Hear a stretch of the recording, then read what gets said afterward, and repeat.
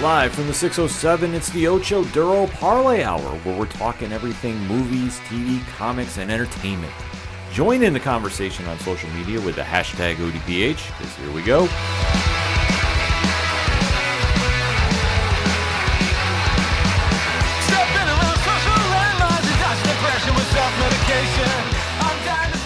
Welcome to an all-new edition of the ODPH podcast. What's happening, everybody? Thank you so much for joining us this week. My name is Ken M. Joining me in the co-pilot seat, you know him. He's the co-host. He's the statistician to the stars. He's a man of 1,008 aliases. His name is Padawan J. Well, let me talk to you. And we have a little stuff to talk about. I mean, this is the entertainment edition of the ODPH. Sports world is kind of quiet this week. Yeah, just for clarity's sake, no crowd cams in this show. Yes, that is true. Not even on the Patreon. Couples, you don't need to beware. No, you definitely don't. And I was going to say, that has been the talk of social media for quite some time. Listen, it peaked with the Philly Fanatics response, and it's all been kind of plateaued since. Yeah, you can't top that one.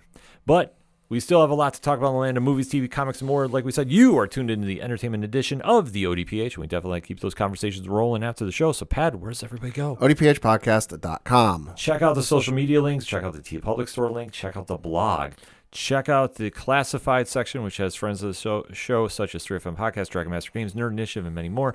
Pad, what about our directory? How many providers are we on? We are on 186,307. And who's your source? Trust me, bro. So wherever you're listening to the ODPH on, first and foremost, thank you for checking us. It means the absolute world to us.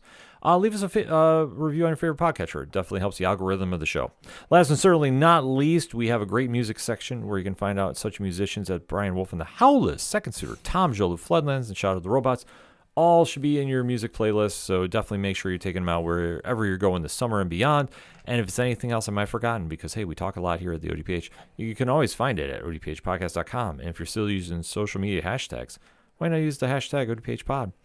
Kicking off this edition of the show, Marvel Comics, Marvel Studios, Marvel Cinematic Universe, whatever you want to find it as, is back in the movie theaters. And this is one that has everybody waiting on bated breath to see what we're going to have, because the escapades of the first family of Marvel Comics has been one that has had a very interesting path Tumultuous. At the movie theaters. Tumultuous is a strong word, but yeah.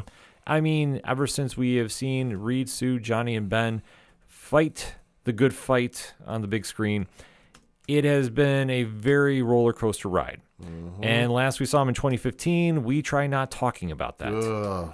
So when it was announced that Kevin Feige and company were reacquiring the rights to the Fantastic Four and bringing them into the MCU universe, there was a lot of excitement behind it. Yeah, because as everyone knows, or if you don't know, the deal Marvel had with 20th Century Fox at that point, because at that point Disney hadn't bought Fox yet, was you had to do a new movie every so many years, and that if you didn't fulfill that requirement, no matter what it was or how crappy it was, case in point, that one Fantastic Four movie, the rights reverted back to Marvel.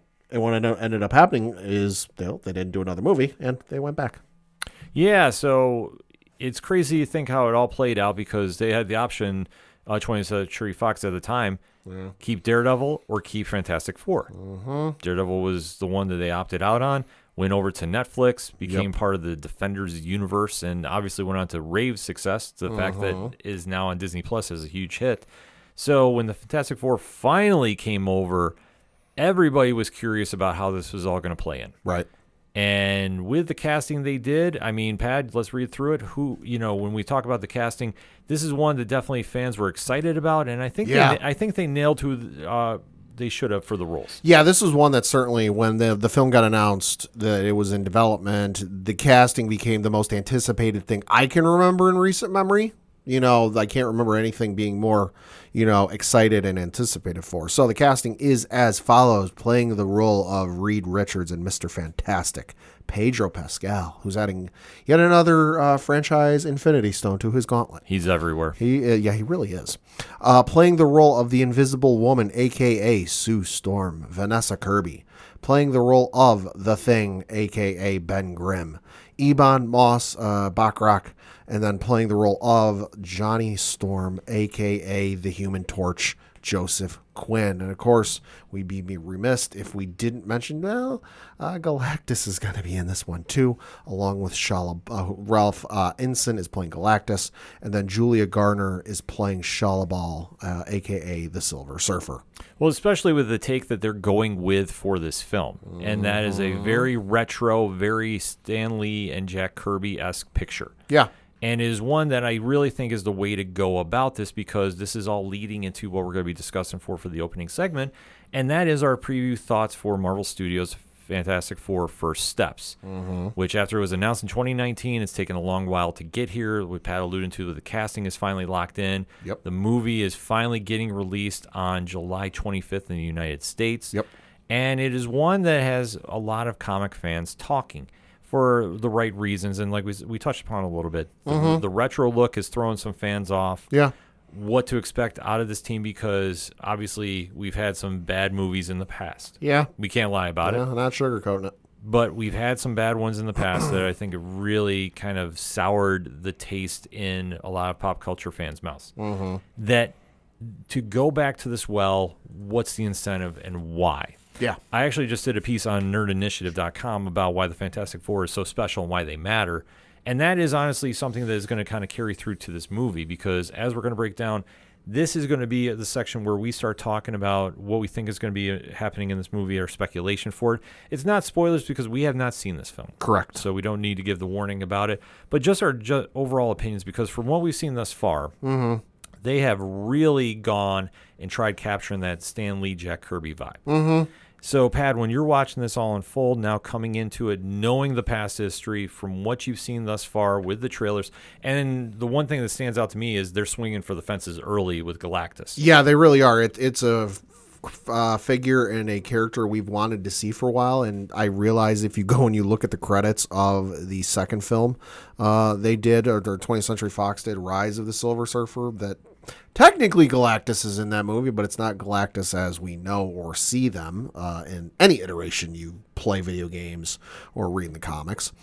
This is kind of the first true look we're going to get at the character on the big screen. So you're right. They are swinging for the fences. I like that they're going big, because let's face it, the franchise in general has left a lot of bad tastes in people's mouth.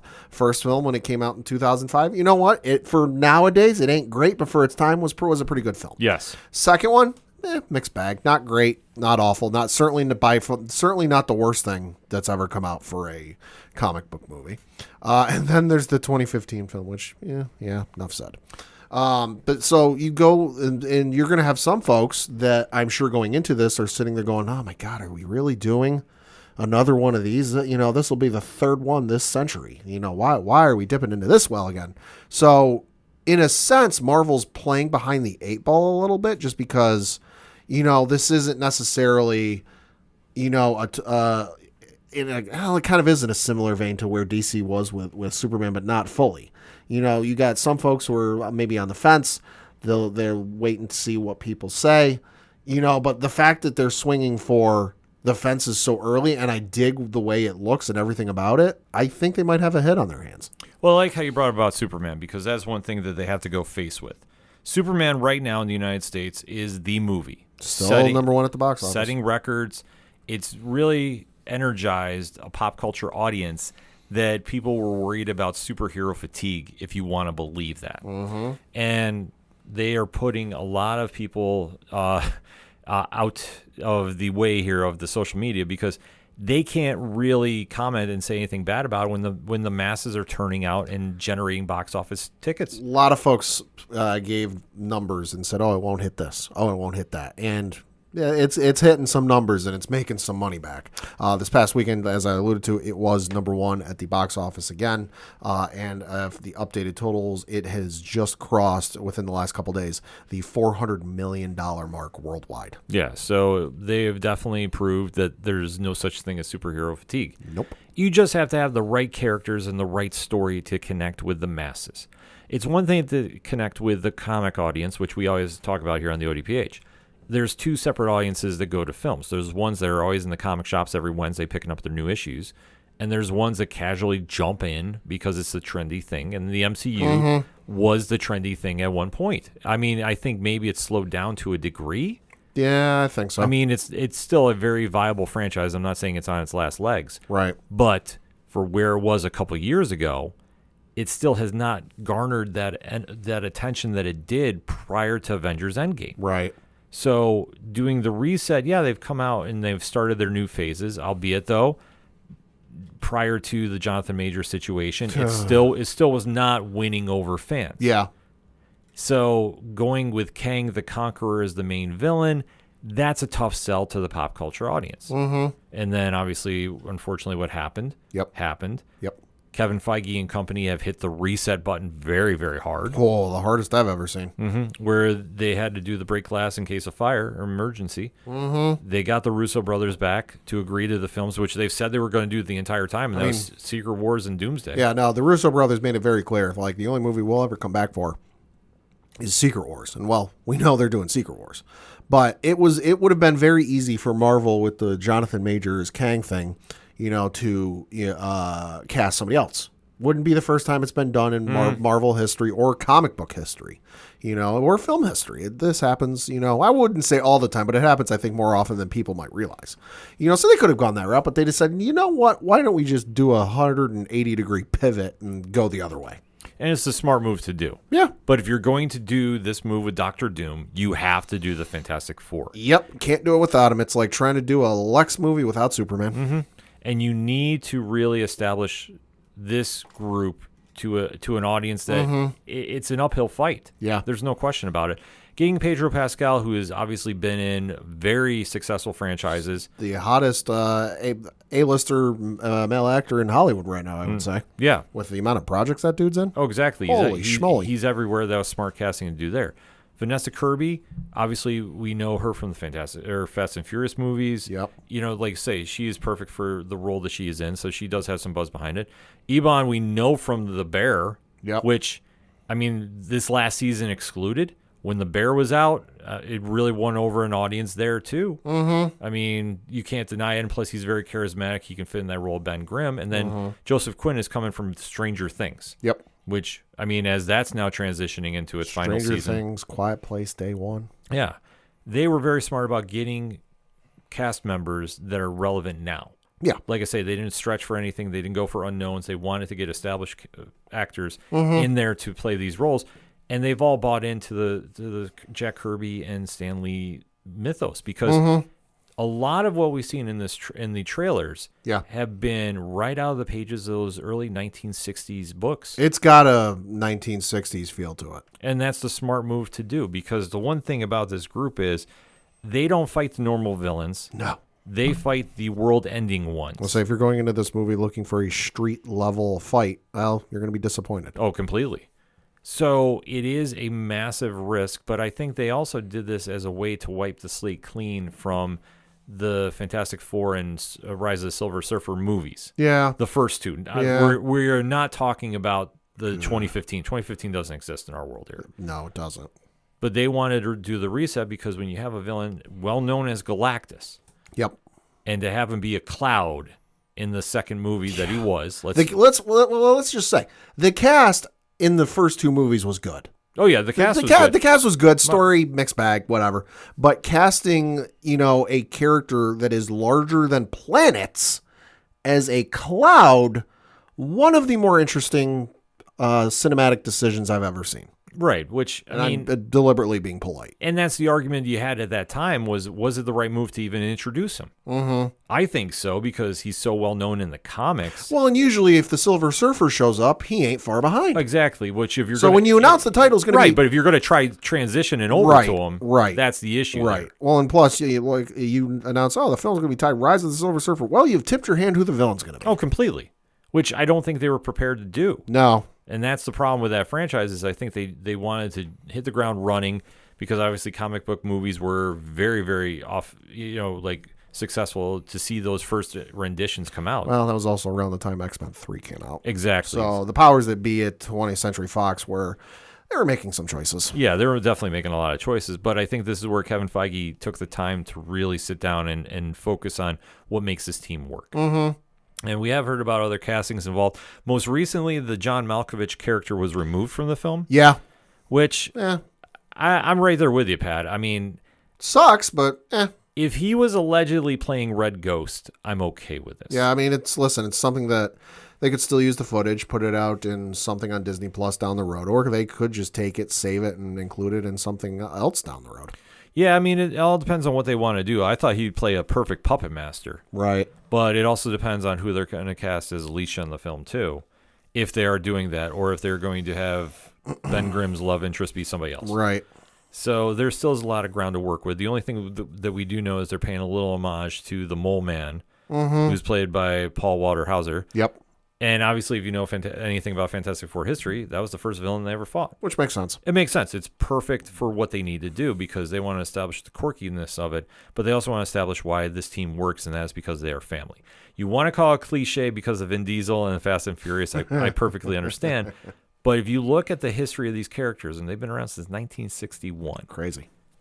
They have always been about the family dynamic.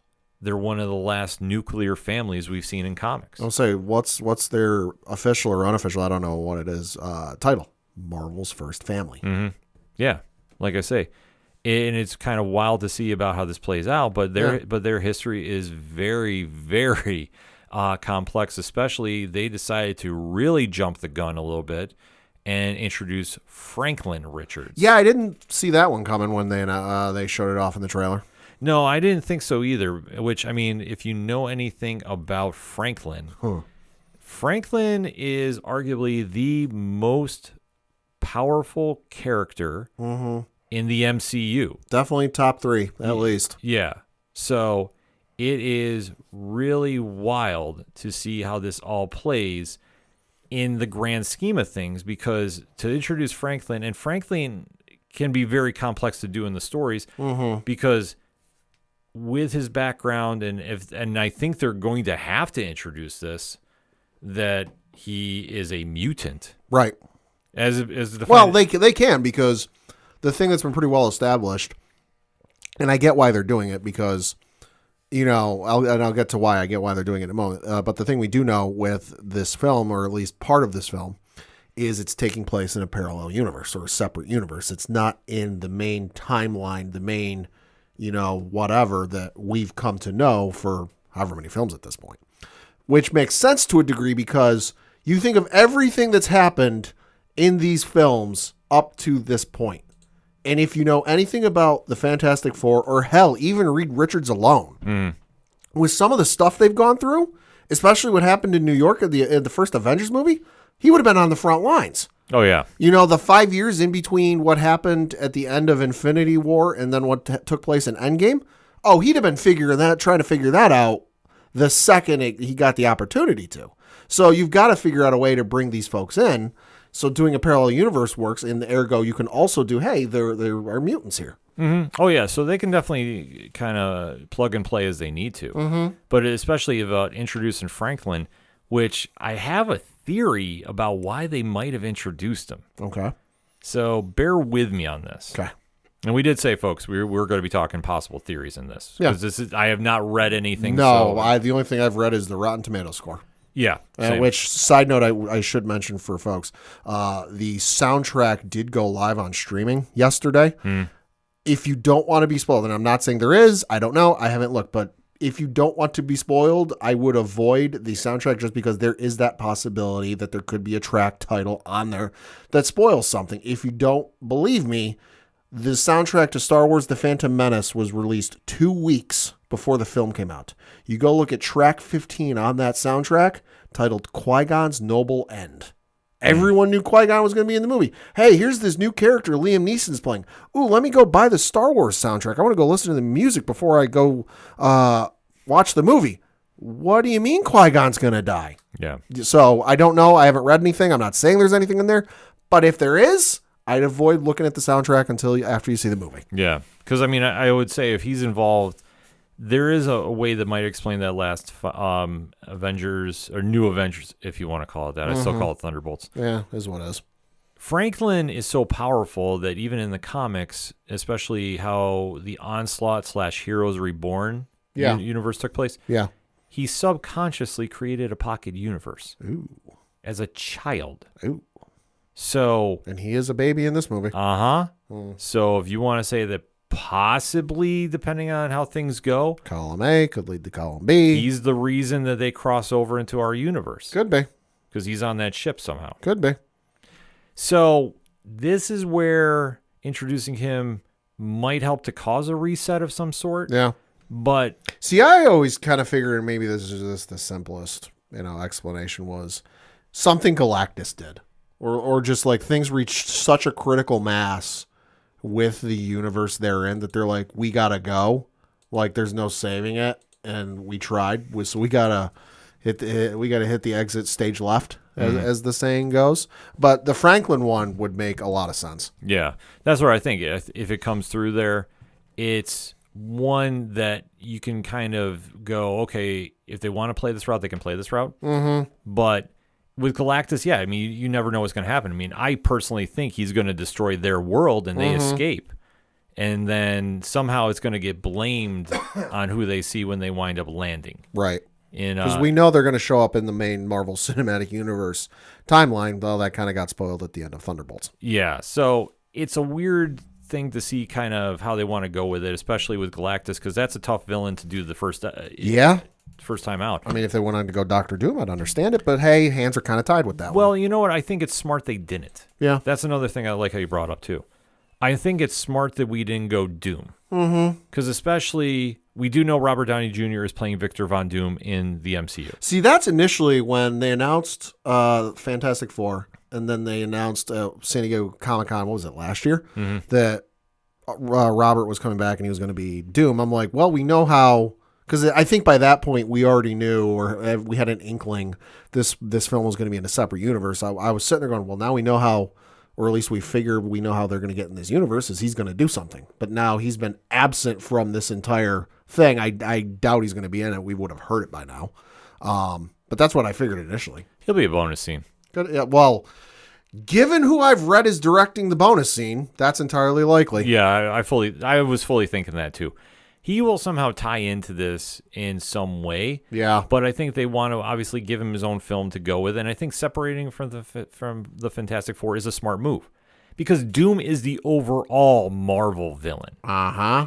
He is a way more compelling villain than Thanos. Yeah. And yeah, like I say, Thanos has done some big things. Obviously, he had a whole thing about him. Yeah. But the thing with Doom is next level. Doom ripped his skeleton out. Yeah. Doom is capable of a lot, and it depends how far they want to push the envelope with them in the movies when they come through. Yeah. But that is something they'll have to kind of wait to see as things move. But from what we've seen on the trailer, there's a lot to be optimistic about. Yeah. Because I think from what we've seen, there is the family dynamic that's in there. And like I say, there is old school as it gets. And to see how that's going to translate to the big screen, I think it's going to be a very nice moment to see. Because in this day and age where we live with anti-heroes and the Wolverines, the Punishers, the Deadpools, and the list goes on. And the over-the-top, and I'm not saying it's a bad thing, but the over-the-top, the real-life look at what a superhero would be. Yeah. I think it's refreshing to go back to the Boy Scout era, so to speak. Yeah. Because we've seen the audience is definitely clamoring for it. Yeah. And I think the Fantastic Four is one of those teams that is, by definition, the Boy Scout-esque superheroes. Yeah, I mean, the grungy, gritty, look of things is fine. But if you think to your own personal life, not everything you experience is the same every day. And I mean, like, you don't have a great day every single day. Some days it's great. Some days it's okay. Some days it's just, it is what it is. Some days are absolutely bleeping awful. It is what it is. So I feel like the comic book movies should be the same. That, like, listen, the grungy, realistic, you can clearly tell this film was filmed in Pittsburgh. Like, that's fine. But it doesn't need to be everything. Comic books aren't, and I know I said this for Superman, comic books aren't the same look and feel from one book to the next. No, they shouldn't be. And I think for what we're getting here, the retro look is working. Yeah, it's great. I think for anybody that's very skeptical about it, I think they'll put your fears to ease very quickly because this is where the Fantastic Four thrive at. Not saying they're not doing it now. Right. In the comics. I think the stuff Ryan North has been doing has been lights out. But that era that Kirby and Lee were writing and drawing, that's the era that opened the doors for so much in the comics universe, and now even to the MCU, that to go back there, pay it a little homage, I don't think is a bad thing, because I don't think it's going to be anything that they're going to be so time displaced when they show up in the 616 MCU that they're going to be like, well, what's going on here? Right. I mean, I'm sure there'll be a little confusion because of reasons. Yeah, like what's going on? Why are we here? Or whatever it is. Right. But I think going back to what we've seen on the trailers really capture that essence. Yeah. And I think they're really showing how this is a very different world that they're coming into. I mean, we've seen that it's Shalabal, not Norton Rad, who's the Silver Surfer. Yep. And we're going to see probably more of that kind of new characters in this world as we're going through. I just want to see some interaction between Silver Surfer and Galactus, because it's been a while since I've seen Rise of the Silver Surfer. But if I remember right, we don't see any between the two of them. It's just Silver Surfer shows up, starts wrecking shop, and then, the Misty Cloud decides to appear over the Earth. Yeah, I think you're going to see that. But the only thing I'm very curious is how they're going to explain, if they do explain Silver Surfer siding with humanity. Yeah. That's going to be something I'm going to be very interested to see how they play. I think they'll borrow from the comics too. I'm just not sure who's going to be there, because as far as we know, Alicia Masters is not cast in the film. Right. As far as I've read, no. Yeah. I mean, I know Natasha Lyonne is still in the film as far as I've heard. I don't know what her character is. Maybe that's the one that winds up communicating to the Silver Surfer and bridging the gap of why humanity matters, and then ultimately sways the Surfer to turn on Galactus. Or they might not even do that. I mean, that's the one thing we don't know how this is going to do. Like I say, we're going to see the new characterization of a lot of familiar faces. Yeah. I think that's going to be one of the fun aspects of this film. Yeah, and it's going to be in the hands of folks who know what they're doing. Yeah, that's the thing. That's probably. Listen, I love some of those Fox movies from back in the day, but Lord have mercy, they made some choices back then. They made some very extreme choices. Because X-Men Origins Wolverine was around this same time. Ugh. No, let's not. Need I say more? Yeah, I was going to say let's not go there. Otherwise, I'm going to start thinking Deadpool, like the original Deadpool. Yeah. The Merc with the Mouth, who was sewn shut. YPad? Reasons. But in closing with this, though, we have a lot to look forward to. I think the powers that be at Marvel Studios have really gotten a hold of what makes this team work. Yep. The casting has been on point because it's a lot of familiar faces that can connect with the modern audience, but they still are embracing that timeless feel that the Fantastic Four does, because it is all about family with them. And I think they're going to take some chances too, and especially bringing Franklin Richards in this early, because to my knowledge, I don't think we've done that in the previous films. No. I think it's been alluded to. It's been alluded to, from what I can remember, but never directly seen. Yeah, so he could be the catalyst for a whole new direction for this franchise, especially as we know they eventually... a ship of theirs, I should say, winds up coming through. That is true. Because I mean, we're assuming they're on it, but that might not be the case. Yeah, I mean, I'm not buying any early footage that quote unquote was leaked. I don't pay attention to that stuff, so I don't know. Well, I do know it was screened in certain parts of the world already. Yeah, but no, I'm just saying, just from some of the quote unquote fan sites. Oh, I got somebody was like, "Oh, I had exclusive," I don't pay attention to that stuff. So they sent me a screener. Yeah, so if that is the case, I mean, more power to you. But for me, I'm going in very blind to it. Yeah. But one that, reading those old Stan Lee, Jack Kirby stories, if they can capture that essence, I think we're in for a real treat at the box office. And it's another win for the good guys through and through, because if Superman's winning, Fantastic Four is winning, the one thing that is the big picture win, we're going to have more comic content. Yeah, I mean, and it just shows other movie studios that aren't Disney, that aren't Warner Brothers. There's still other comic book companies that have properties that can be adapted into films or television shows or what have you. And there are other studios out there that, hey, they might be looking for something that, could string them along, and get them going the next couple of years. And they might take a look at, Image Comics and any of the incredible stuff they've got going on. Boom Studios, Valiant, whoever. Like, there's plenty of comics out there that they can adapt. Yeah, I mean, we're seeing more come to the small screen. And I know if you're going to San Diego Comic-Con, there are a couple. They're going to be having some panels there.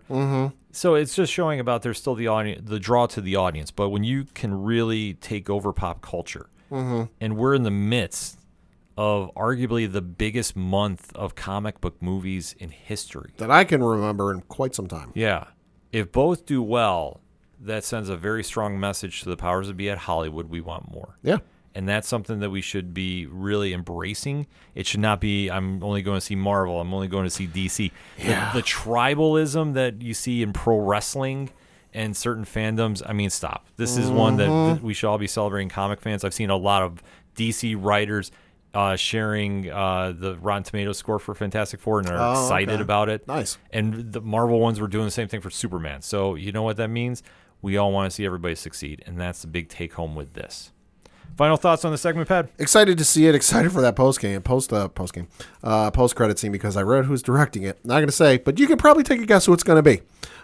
Excited for this film in general, just because while I did enjoy, the very first one they did in 2005, second one mixed bag. I have not even gone near the 2015 one just because Just stay away. Anyone I've spoken to that's seen it has told me, yeah, you're better off not watching it. So I've just never bothered with it.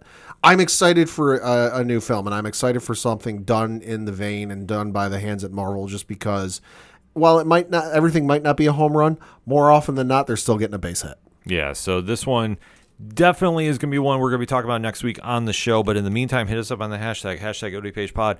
Fantastic Four First Steps by Marvel Studios, debuting this week. Are you excited? Are you not? And why? And then we'll be talking about this next week on the show in a full spoiler review. So stay tuned for that. But first, we're going to get a quick breakout. We'll be right back. Do you like comic books? What about movies and TV shows? Well, we may be the show for you. We're Hops Geek News, a weekly podcast that discusses comics, movies, and TV shows while featuring a beer of the week. Every week, we chat about what we messed up on the week before, and then we dive into what we're reading and watching, as well as some news. We then wrap it up with a geek-themed topic of the week. You can find us anywhere you listen to podcasts by searching Hops Geek News. Cheers. The content you are listening to is part of the Nerd Initiative Podcast Network. For more info about the home of pop culture positivity, be sure to check out nerdinitiative.com. Hey, this is Scott Snyder, and you better listen to the ODPH podcast, or I'm coming for you, and Batman is coming for you. Coming back for the final segment on this edition of the ODPH podcast. Pat, what you got? Got a couple things to talk about, first of which is some local minute for the sports, and looking at the standings for Double-A baseball in the Eastern League. Binghamton Rumble Ponies still in first place. Let's ride. Sitting on first place with a record of 59 wins, 30 losses. They're ahead of the Hartford Yard Goats, the Colorado Rockies affiliate, who are 11 and a half games behind them. Tied for second place is the Somerset Patriots, who are the New York Yankees affiliate. They are also 11 and a half games behind first place. Then you've got the Portland Sea Dogs, the Boston Red Sox affiliate, coming up next. They are 16 and a half games back. Then you've got the Reading Fightin' Phils, who are, if you couldn't tell, the Phillies affiliate. They are 23 games back. And then you've got the New Hampshire Fisher Cats, who are the Toronto Blue Jays affiliate. They are 23 and a half games back. Looking at the schedule from this past weekend, it was a bit of an odd weekend because, well, the Rumble Ponies only played 3 games. They were on the road in New Hampshire for said games. They had the game on Friday where they won 3-1. Lost on Saturday 11-6. Came back on Sunday and won by the final score of 12-9. They are on the road again this week. This week they are playing the Reading Fightin' Phils. They lost the game on Tuesday by the final score of 6-3. They've got a game on Wednesday, Thursday, and Friday at 7 o'clock Eastern. Game on Saturday at 6:45 p.m. Eastern, and then a game on Sunday at 5:15 p.m. Eastern. They do return home the week after, so this would be the first game is on the 29th for a home series against Harrisburg. So for more tickets, information, all that good stuff, bingrp.com. They're going to talk a little bit of entertainment news because there was some stuff that broke while we were away from the last episode. First of which is some Netflix news, and it was announced that there is a live-action Captain Planet and the Planeteers series set for Netflix. Okay. No word if Don Cheadle is involved yet. If you know, you know, but I feel he should at least get a cameo. I agree. For the meme. I agree. The article on Variety does read, quote, Captain Planet and the Planeteers, an animated TBS series from the 90s about an environmentalist superhero, is being adapted into a live-action series at Netflix with Greg Berlanti and Leonardo DiCaprio as executive producers. Interesting pairing. Netflix declined to comment on the adaptation, though Variety has confirmed the news with sources. Tara Hernandez, best known for creating Mrs. Davis on Peacock and writing on The Big Bang Theory and Young Sheldon, is writing the Captain Planet series. Executive producers include Berlanti, Shara Shetter, and Lee London Redman via Berlanti Productions, and DiCaprio and Jennifer Davison via Appian Way. Warner Brothers Television, where Berlanti Productions is under an overall deal, is the studio. The 1990s era Captain Planet cartoon, Captain Planet and the Planeteers, and The New Adventures of Captain Planet were produced by DIC Entertainment and Hanna-Barbera and aired on TBS and in syndication from 1990 to 1996. The character was the brainchild of Barbara Pyle and Turner founder Ted Turner, who wanted to address environmental issues and attract young viewers by placing those themes inside the story of superheroes and villains. That show featured voice actors including Ed Asner, Whoopi Goldberg, and LeVar Burton. Captain Planet has been in development as a live-action adaptation in many forms over the years. Glenn Powell has previously been writing a Captain Planet movie for DiCaprio, first revealed in 2018 and as recently as 2023. He told reporters that his subversive and fun and dark and irreverent take was still in development. In 2011, Transformers film franchise producers Don Murphy and Susan Montford pacted with Cartoon Network to develop a live-action feature based on the character. According to the Captain Planet Foundation, quote, in the show, Gaia, the spirit of Earth, assembles a team of 5 young Planeteers from nations around the world who can summon Captain Planet to help them solve ecological and other global problems by their powers combined. The show is widely acclaimed for its treatment difficult issues such as pollution, poaching, deforestation, as well as more social issues including drug addiction, HIV, AIDS, and bullying in a way that educated, entertained, but also activated its young audience, close quote. So this is one I'm super excited about. I grew up on Captain Planet, loved watching that show on television, got super excited when I eventually got Boomerang on my cable package and discovered on Earth Day every year for a couple of years, they would run a 24-hour Captain Planet marathon on Boomerang. Sadly, they don't do that anymore. You can still find and purchase the episodes on, I know, Apple TV because, hey, I bought the first season. It's a fantastic show, still holds up. Animation's a little dated, but you get that with all the shows once you go back far enough. And I will say this, it's interesting to watch that show back now because when they were developing the show, it wasn't Russia, it was the Soviet Union. So you go back and watch the show and they're still calling it the Soviet Union. So it's just one of those things that date a show, but it's fun to watch. And like I said, super excited for this. I don't know who they're going to cast, but boy, I can't wait. What they should do is contact David Pepose. And make sure that they borrow from his series he's currently writing at Dynamite. Yeah. Which ironically, issue number 2 is coming out tomorrow. But like I say, that's the way you want to do it. Captain Planet's it's a cult hero. Yeah. So I could definitely understand where they're going with it. We'll be definitely keeping an eye on that as more news is coming about casting and such. But to see it come back, it makes sense because a lot of those 90s cartoons are coming back into vogue. Do SWAT Cats next. Yeah. If you know, you know. Yeah. Greatest theme song I've heard in quite some time. Yeah, it's up there. Then you've got another bit of Netflix news in that they finally announced the live action adaptation of Assassin's Creed. So the article from Hollywood Reporter reads, quote, it's been nearly 5 years in the making, but the live-action Assassin's Creed Netflix series at Netflix is finally greenlit with Roberto Patino, Westworld's Sons of Anarchy, and David Weiner, Halo and The Killing, as show creators, showrunners, and executive producers, the Hollywood Reporter has learned. The blockbuster Assassin's Creed gaming franchise from French video game publisher Ubisoft first launched in 2007. The games have gone on to sell more than 230 million copies worldwide. Assassin's Creed jumped from consoles to the big screen in 2016 via 20th Century Fox. The movie version made $240 million at the worldwide box office. The Netflix series logline reads, Assassin's Creed is a high-octane thriller centered on the secret war between two shadowy factions, one set on determining mankind's future through the control and manipulation, while the other fights to preserve free will. The series follows its characters across pivotal historical events as they battle to shape humanity's destiny. The Assassin's Creed TV show follows other gaming adaptations at Netflix like Castlevania, Arcane, Cyberpunk, Edge Runners, and the upcoming Splinter Cell Deathwatch, close quote. Well, first and foremost, if Will Ospreay's not part of this, I don't want it. Will Ospreay, and also I would say Cody Bellinger. Cody Bellinger was in, I want to say it was Assassin's Creed Valhalla. I could be wrong. Okay. This is one, though, I got high expectations for just because I've played almost everyone. I say almost because I haven't played the most recent one. Huge fan of the franchise, some more so than others. But I feel, and everyone's going to say, oh, they got to do Ezio. Oh, they got to do Connor. They got to do this. No. If they're smart, they don't go near any of the stories from the video games. Okay. You can borrow elements, I would say. You can even maybe borrow some story portions from said games, but don't recreate the video game stories on the big screen because it will not live up to expectations.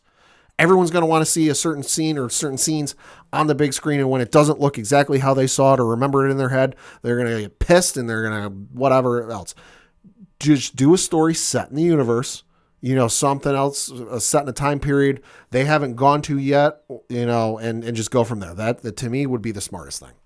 Yeah, I definitely want to see how this all plays out because anytime you do video games in live action, hit or miss, we get messy. Yeah. Then some Amazon Prime news because this got announced and I went, oh, cool. When's the next season coming out? Oh, it's not coming out until next year. What the heck? And that is Invincible is getting a 5th season. By the way, season 4 isn't out until next year.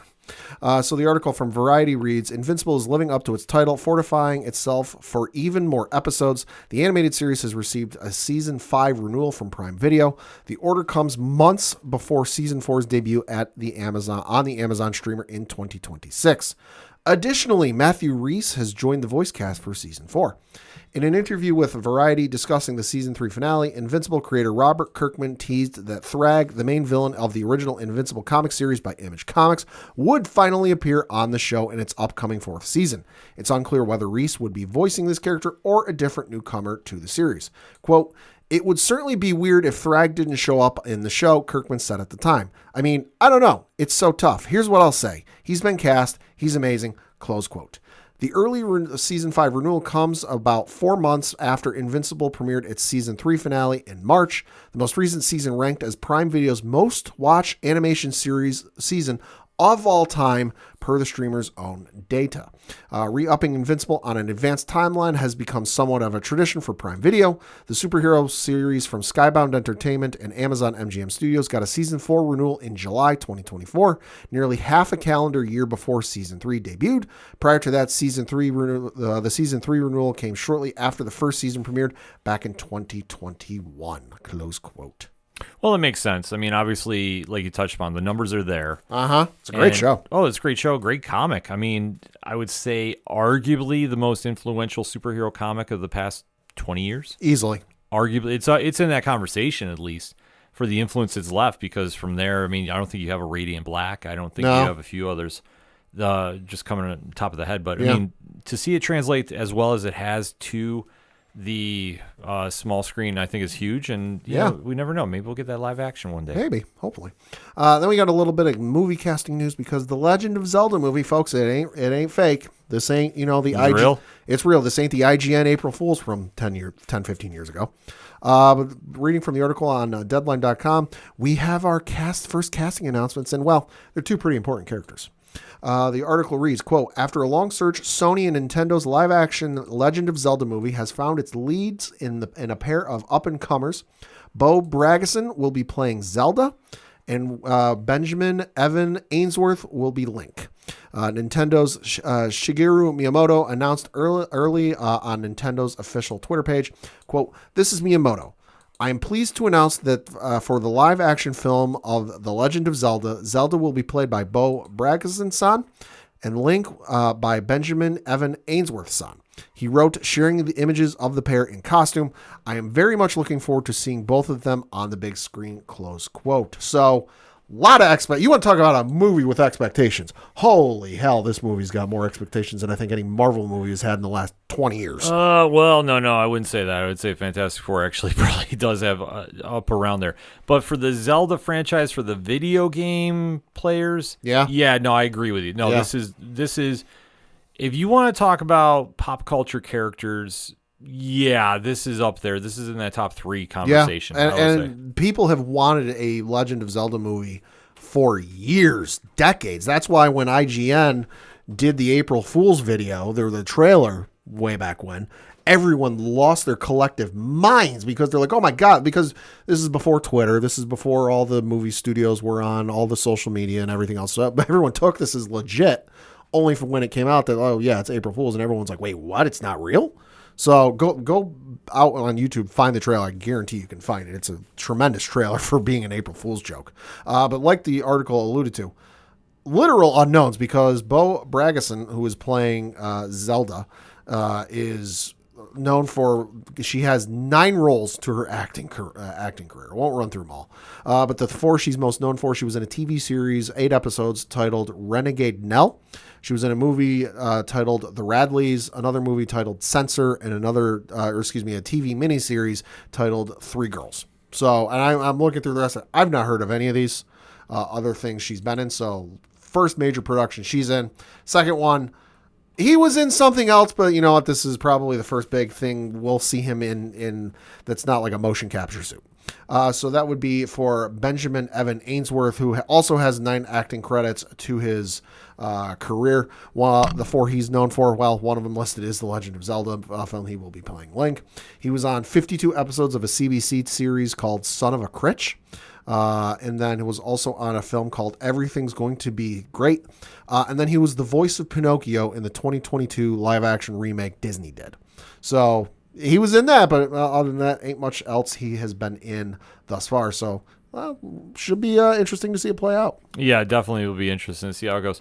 But like I say, with this much hype around it, I mean, it's smart that they went for unknowns. Mm-hmm.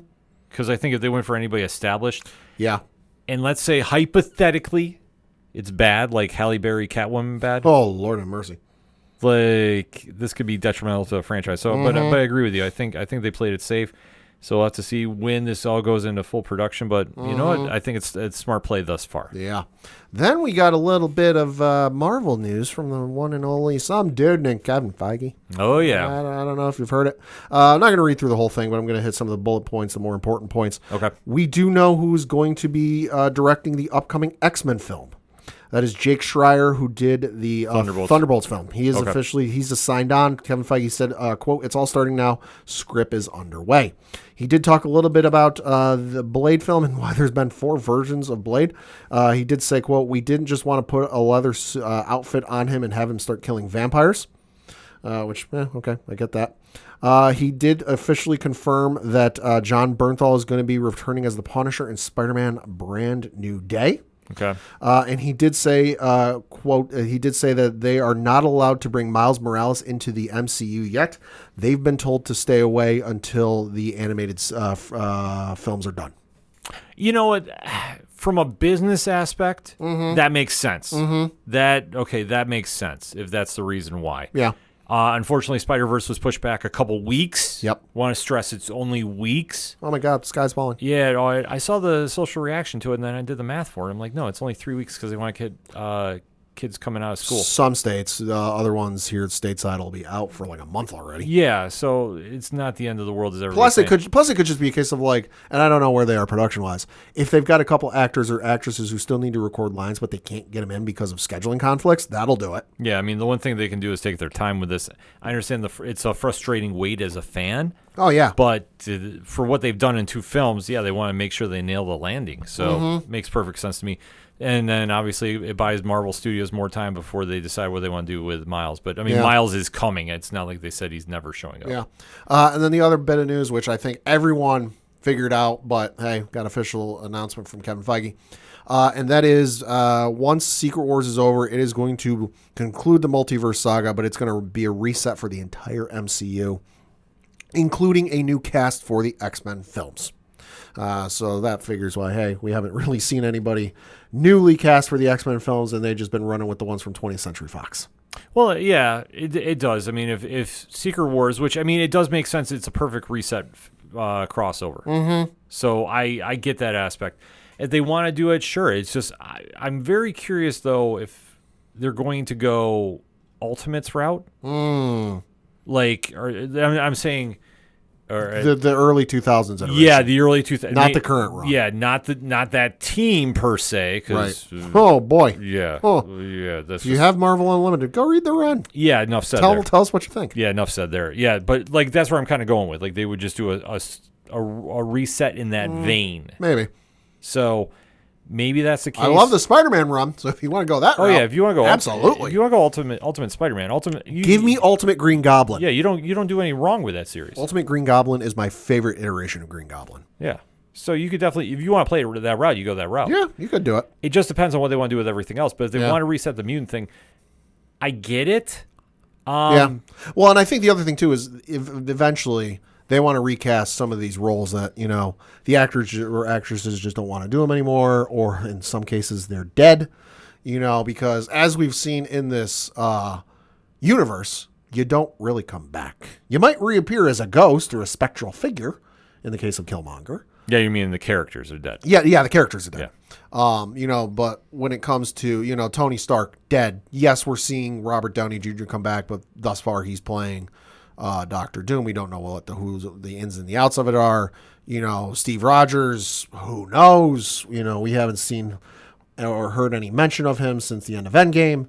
I feel like they want to go back and they might want to not necessarily retell some of these stories, but be able to go and do some of other seminal stories with those characters and not be tied up. Well, we got to figure out how to bring the character back from the dead because, we killed it off, 4 or 5 movies ago. Well, I think it also deals with one gripe we've heard concerning the MCU. They kill everyone off. Well, no, not just that. Oh. They sign everybody to those long-term film deals. Well, they did. I don't think they do anymore. Right, but that was the problem. That was turning away. We always remember Emily Blunt didn't want to do that. That's true. That was holding her from Sue Storm for forever and a day. Yeah, that's true. So if they want to do the reset, they might go for shorter terms, like maybe 3 to 5 instead of the 10. Or a per thing basis. Yeah, so if they want an out, they can definitely swap it out and not be tied to it per se. I mean, it's a gift and the curse about having characters that are actors that take that role for 10 years or whatever, the 10 films. Yeah. So maybe they're just redoing the business franchise because, I mean, like we touched upon, the MCU has kind of cooled to a degree. Yeah, no, it has. So they oversaturated the market a little bit. Right, because they were trying to rush everything at once. But then when you're trying to force in characters that don't make sense into team ups and such, then you can pull that off in the comics and it's more accepted. Yeah. But in the films, because fans know, okay, they only have so many films they can work with and X, Y, Z. Right. Yeah, and then plus it does give them a little loophole if they want to go get somebody to play a role, and then okay, well we can't because they're tied up with this. Right. Well, it doesn't hold up production because maybe that's the case. We didn't get a few films out. Could be. So Could be.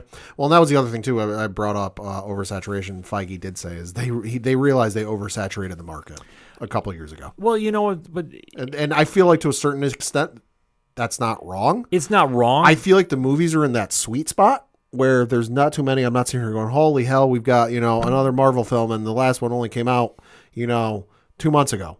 I feel like the movies have been in that sweet spot for a couple of years now where you're only getting a couple a year. That's fine. Mm-hmm. But the television shows, I will say, as much as I've enjoyed them, it's been way too quick and way too many. Well, the issue there was at the time when it was shut down because of COVID. Right. Everybody flooded the market at once. And fans were so overjoyed about getting characters going that it offset the displeasure about oversaturation. Mm-hmm. Because, as fans, we want to see everything at once. We didn't have a week off. You remember that first year, everybody came back. Yeah. That, we had so much programming. It was amazing, but it was also like... a lot of us couldn't go to the movies, so we had to watch something. Yeah, so it was taking up a lot of time and then trying to balance it out. Yeah. But then when you try, when studios are seeing, much like anything in life, like you say, if you're selling a product and you see something take off, everybody tries copying it. Mm-hmm. Everybody tries doing it. So if the formula is, we have all this content, the ratings are booming through Disney Plus, let's keep pushing out more stuff before it's ready. Yeah. Because, otherwise, this is why we have the question about are they ever going to do sequels for She-Hulk, Moon Knight, Miss Marvel, Werewolf by Night? Well, and plus, not only the live action stuff, there's the animated stuff. Yeah. We're waiting on another season of X-Men 97. We're waiting on, Marvel Zombies is going to be coming out. There's the Wakanda one. Yep. There's Lord knows how many else going on behind the scenes that we don't know about. Yeah, I mean, it's just a matter of they needed to kind of pace themselves a little bit. Yeah. But I'm not faulting them for what they did. Sure. By any stretch. But when Bob Iger came back, that kind of like put the foot down on a lot of things. And I think Kevin Feige's been now trying to maneuver from that mandate. Mm-hmm. And I think we're getting to a place where that's working. Yeah, I mean, obviously they were at a point where, all right, the bull was out of the pen, as it were, and you couldn't really stop it. So that boulder was going to come rolling down the hill whether you wanted to or not. But now that you're kind of at a point where, okay, we can kind of pull back on this a little bit. Now let's find that sweet spot with the television shows. Exactly. So now we got to talk some comics on the way out the door because obviously this week San Diego Comic-Con is taking place. We will be breaking that down in a separate episode for Turn a Page on Nerd Initiative YouTube. So if depending on when you hear this episode, 8 p.m. Tuesday night, Rich, Tom, and myself are breaking down everything going on with the comic companies. Overall, though, Pat, I mean, you kind of said off air, the excitement level for San Diego this year kind of mixed on. Yeah, no, because, don't get me wrong, I love the comic companies, and it's always great to hear what they got coming and the next big event, Marvel's doing or DC's doing or what everybody else has got going on. Who knows? We might get in a continuation of the Walking Dead series. I don't know. Just throwing out predictions, maybe. But I'm really look forward more to the movies and television side of things. Just what's coming out. What do they got coming? But as we know, Marvel's not going. DC's not going. So they're the big two. Sure, there's, other things that are showing up, but it's Peacemaker season 2 is going to be there. Okay, well, I'm already going to be watching Peacemaker season 2. I will argue that opening theme song for season 1 is one of the best ones of this century. I'm already going to be watching that. The Predator thing is going to be coming out. Okay, I'm on the fence. I might watch that. I might not. I don't know. You got Alien Earth, which, okay, that's already, I already know that's coming. I already know that's going to be a thing. I prefer it when it's like, hey, we got this project coming out from this franchise you haven't heard about in a couple of years. I'm like, oh, I'm excited for that. Yeah. This year, I will say kind of just without spoiling too much what we're going to deep dive into, because like I said, that'll be on a separate episode here on the ODPH network. This year, without the Marvel and DC heavy television/film influence, it is a return to basics. Yep. And I'm not mad about it. It's not a bad thing. It's not a bad thing, because 2 years ago, I loved the fact it was all comic news. Because at the end of the day, comics are what is the foundation for those shows and those projects.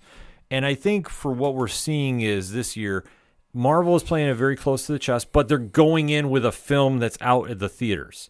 So trust me, there will be a presence of some sort there. I know CB Sobalski is doing one of his, it's the Marvel Fanfare show. Oh, yeah. We're the surprise guest. Yeah. I will say this, I'm not doubting it would be a member of the Fantastic Four cast. I would have to guess. Maybe an RDJ, possibly. Yeah, could be. Depending on how it all spins out, because if I'm not mistaken, that panel is Saturday. Could be a couple folks who have written Fantastic Four comics over the years. Well, like I say, that's one thing about that panel. You never know. Yeah. In New York, when he's done New York Fanfare, the last couple of years have been Charlie Cox and Vincent D'Onofrio. Right. So it's not to say that, it's going to be a crazy surprise, but I would say this. With that movie being out, I'm not doubting Marvel's coming with a big presence for it, as they should be celebrating. But same thing with DC. DC's definitely coming in with a lot of momentum, especially on the comic side of things too. Yeah. So it's going to be a big bucket to win. I'm excited to talk about it and when it's going down. And obviously stay tuned to Nerd Initiative and ODPH social medias, because trust me, we'll be sharing as much information coming out. Because I have a feeling we're going to have a lot of big comic news. I mean, listen, the maker will be at San Diego Comic-Con for the very first time. George Lucas. Yeah, that's true. George Lucas is making his first visit to San Diego Comic-Con. He's doing a panel. It'll be him, Guillermo del Toro, and then Doug Chiang, who was the artist and did a lot of the production design for the prequel films, on a panel that will be moderated by Queen Latifah. Of course, the Grammy, Emmy, and Golden Globe winning actress. That's got to be Hall H. Probably, but they will be talking, and this is from an article on HollywoodReporter.com, quote, a panel that will explore the power of illustrated story and offer a sneak peek at the new Lucas Museum of Narrative Art. But George Lucas is going to San Diego Comic-Con. Yeah, that is a big deal. So we'll have to wait to see. Like I say, there's going to be a lot. Yeah, that is in Hall H. It's on. I was going to say, Sunday. if he's showing up, they're doing Hall H. Because Hall H has been relatively, I don't want to say quiet, but you're not having that Marvel Studios anticipation. Well, and it's ironic because almost 5 decades ago, so almost 50 years ago, Star Wars made one of its earliest, if not its first, public appearance at San Diego Comic-Con. Yeah, so it makes sense to bring it full circle. Yeah. But there'll be a lot to discuss about that. But before we get there, there is a new comic book day coming up. So, Pad, what you picking up this week? I'm going to recommend the 2 issues I reviewed for Nerd Initiative this week. The first is Star Wars Dr. Aphra Chaos Agent, issue number 2 from Cherish Chen. You've got Gabriel Guzman on artwork for this. And a description of this is Dr. Aphra and Luke Skywalker together again on the distant world of Aragu. Luke Skywalker and Dr. Aphra track down a valuable artifact, and an unstable underworld collector has a different plan for them. Will the New Republic's newest agent betray her Jedi friend for a chance at the prize? Great issue. If you love Star Wars, you're definitely going to love this one. And it's one that you don't need to necessarily have kept up on 100 different things. You can jump into this one and be perfectly fine with. The other one is Amazing Spider-Man, issue number 8 from Joe Kelly. You've got John Romita Jr. is the artist on this. He also does the cover work. And boy, oh boy, this issue. Description is Time to Die, Spider-Man. The city watches as Spider-Man takes the worst beating of his life. What can Spider-Man do to rally? There must be something, close quote. This is about as classic a Spider-Man story as you can get. You're going to love this one. And the ending, I'm interested to see where this goes. All I'm going to say. The villain's Hellgate, right? The villain is indeed Hellgate. Okay, so that's the new one that they were hyping up when that was coming out. The only thing I will say about it is Hellgate opens up a can of you-know-what on him. So they ain't exaggerating when he's taking a beating in this issue. I will say this: from what I read the entire first arc with Pepe Larraz on the art, and it's amazing. This is a true back to business. If you were turned off for whatever reason because of prior runs of Amazing Spider-Man, which I would understand. Yeah, this is such a great return to form. Yeah, it's fantastic. Fully agree. I got to catch up on the past couple issues. I'm definitely checking this one out tomorrow as well. On my side of things, I'll kind of keep it a little short and brief. DC has a big week going on. So there's a series that's out, Pat. I think you would enjoy this. I think I mentioned this before. It's a new history of the DC universe. Oh, yeah. So Mark Waid's literally walking everybody through the history of the DC Comics universe. So this is one that if you ever want to get somebody into DC, I strongly recommend you give them this book. The first issue was great. It was a perfect timeline. It'll walk you through where you need to go. Right. Because the DC timeline is messy. I was going to say the same thing. It's completely messy. So the fact Mark Waid is cleaning it up a little bit, explaining who's where and why, I really enjoy it. Then Justice League Unlimited is coming out. So this is the fallout from the We Are Yesterday storyline. They just wrapped up that big crossover. And obviously it's Mark Waid, Dan Mora. You go pick it up. Enough said. Speaking of Dan Mora, he's also kicking off the new arc on Superman with Joshua Williamson. Hey. Pat, I'm just going to show you the cover as soon as it can pop up here. Oh, Lord. Yeah, Legion of Darkseid. Yeah, that ain't good. That is the cover. So anytime Darkseid shows up, it's not good. Well, if you're familiar with what's going on in the Absolute Universe, that's kind of a very, very, very huge statement, and I'll just leave it at that. Also, one of my favorite books out there, this is not for the squeamish, I will tell you right now, but the stuff that Dennis Camp and Javier Rodriguez are doing in Absolute Martian Manhunter, it's phenomenal. It might be the best book at the comic shop. Like, I will put that up there in that conversation. All right.